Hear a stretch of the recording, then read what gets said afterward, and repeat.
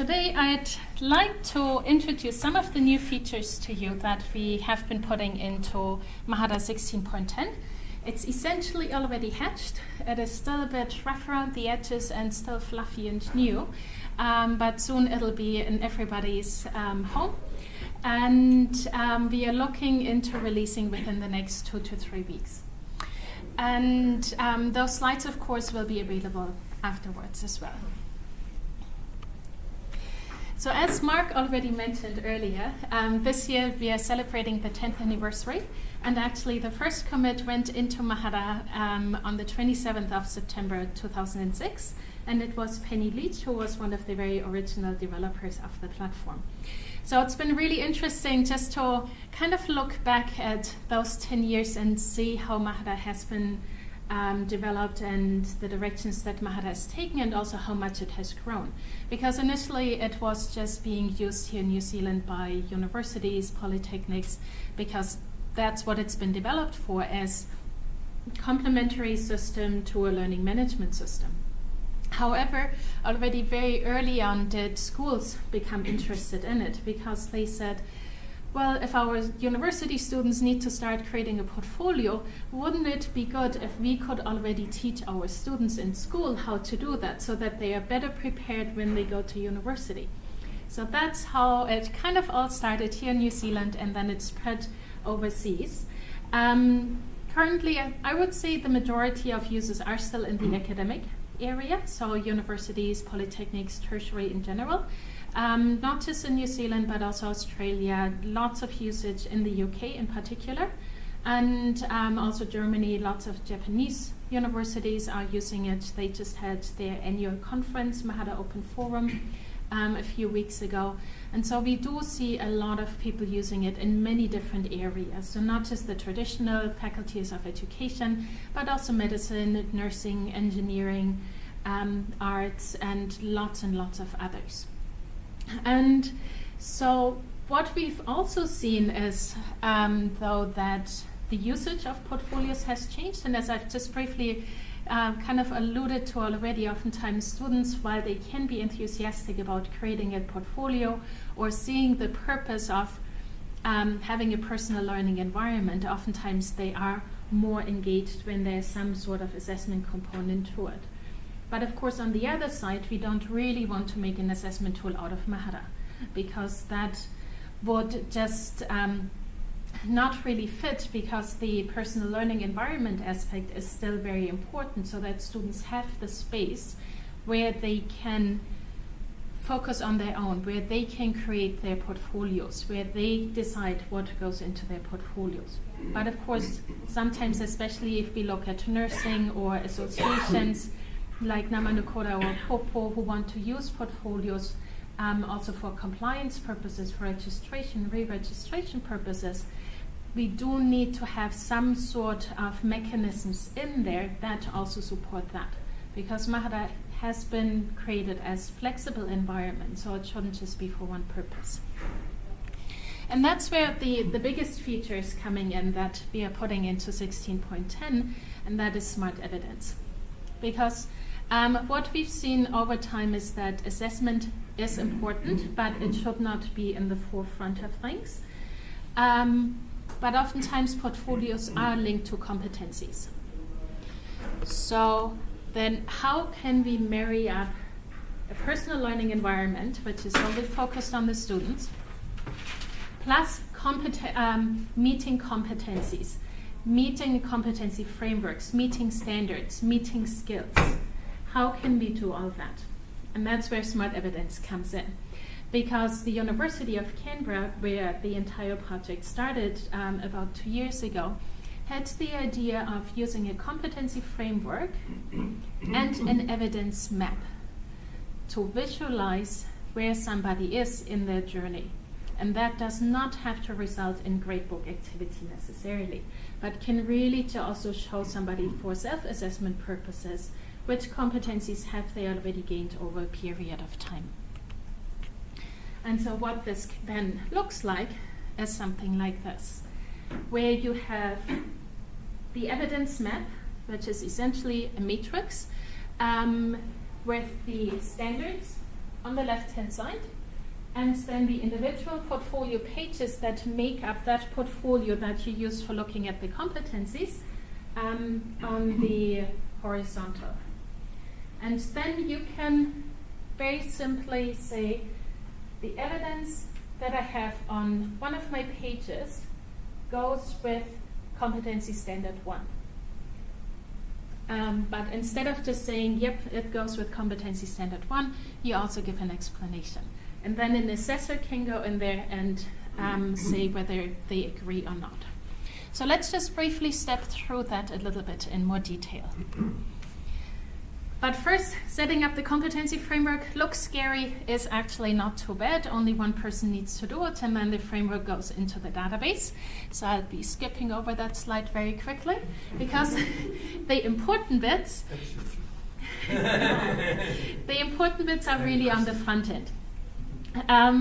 And so what is happening here is that we keep the functionality, all other functionality of Mahara the same.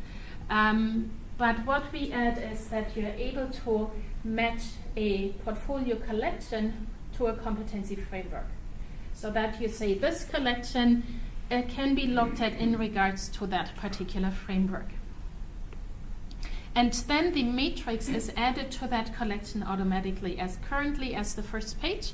But the idea is to make it flexible so that it could also be the last page, in order not to succumb to the idea of students just ticking boxes and just having a checklist and not doing more than that. Now, if I have a page and say I want to associate that with a standard, I don't just click the little circle and say this page goes with the standard, but I also need to provide a reason for it. I need to give an annotation. So that the students really reflect on that and know why they're associating the page with the standard, but also in order to help the assessor. Because otherwise students just tick the boxes and think, oh yeah, that works, that goes with it, but the assessor has no idea, because it's not really immediately apparent. And therefore the annotation is very important, because it then reflects on why I think the evidence that I'm showing on one page goes with this particular competency, so that I can make my thinking more clear to the assessor. And what we also wanted to avoid is that students need to shuffle papers around. Oftentimes competency standard frameworks can be quite large and extensive, and so once they've chosen the standard that they want to hook it up with, the description is also shown so that it's easy for them kind of to match that up with their annotation. Now that was the situation for the view from the students. Now we are switching into the assessor view or in the teacher view. And when they go onto the map, click the little icon and want to look at what the student has said about the evidence, then they see the annotation. They can leave feedback if they don't want to do an assessment just yet, but they can also do an assessment. Currently that consists of 3 statuses. One is doesn't meet the criterion, partially meets the criterion, or meets the criterion. And all those language strings are adaptable. So they can be something else, because every standard works with different language. So it's important to use, to be flexible there. That also means that the entire framework can be given in a different language. So if we are looking at Māori nurses, for example, if we have the framework in Māori and Te Reo, then all these terms can be in Te Reo as well. And that's very easily done. We don't need to work with the translators. The interface might still be in English, but the entire framework could be in a different language, unless we also have the interface already in a different language. So we've done that with Japanese, for example.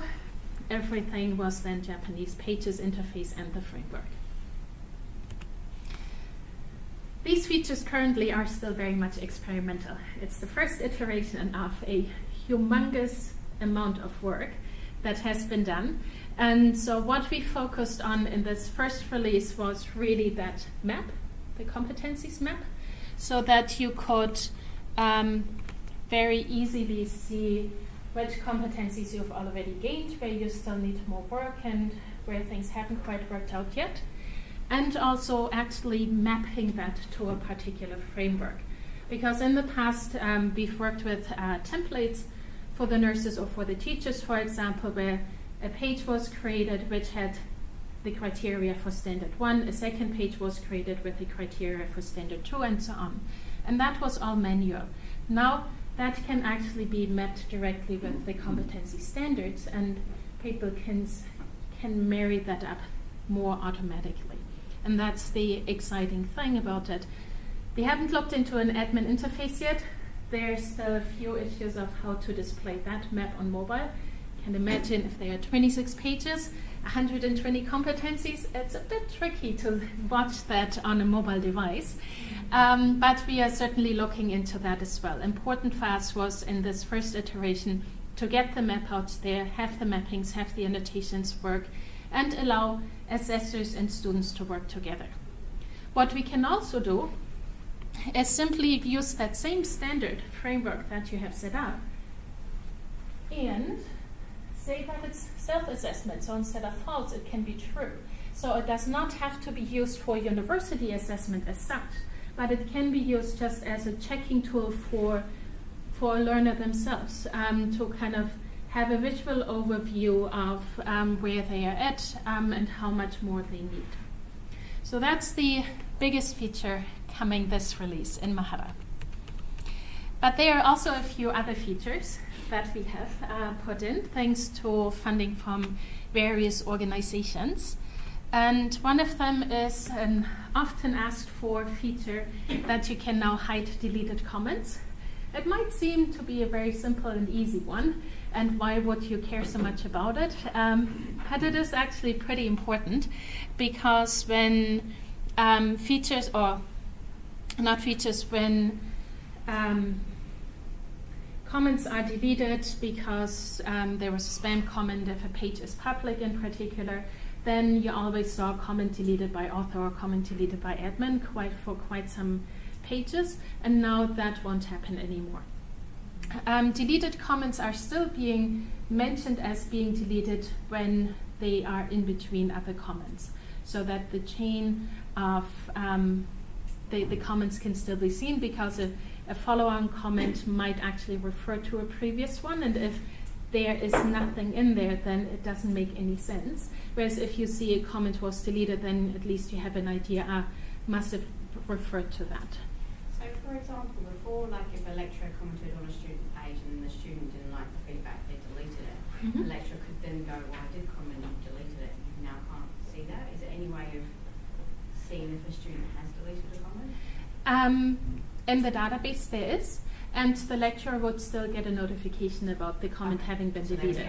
So if they needed to, they could put it back into just place. Just in case the students do, yeah. They go, oh, Yes. That's why we attach them as PDFs. But then if it's attached as a PDF in a comment, because they deleted it. Yeah. But you But still want a copy of the PDF. Yeah, so the PDF would still be in the student's area. But whenever a comment is deleted by a user who has an account on Mahara, they do get a notification, and their comment is being sent in that email, so they could actually request it to be put back. Another feature is that now tagged journal entries can also be copied. This is in particular for those interesting that do work quite a bit with templates, and from 15.10 on we can have journals everywhere. So not just in individuals' portfolio pages, but also in groups on the site level and on the institution level, making it easier to set up reflective templates as well, because you could set up a journal already directly in the page with tags set up there as well, and then copy that over. The journal entries themselves that are put into a tag journal entries block aren't copied, but just the tags. So if the students then use that same tag, their portfolio page gets populated automatically based on those tags, and they don't have to interact so much putting the content on, but can simply focus on the content. A group of features that we were able to develop thanks to a ANU and also PH Burn and Switch Portfolio are enhancements to administering groups. One is you can now duplicate a group very easily by clicking a button. That comes in really handily when you have several student groups where you have basically the same instructions or the same setup of pages that you'd like to have with them, but want to make minor changes.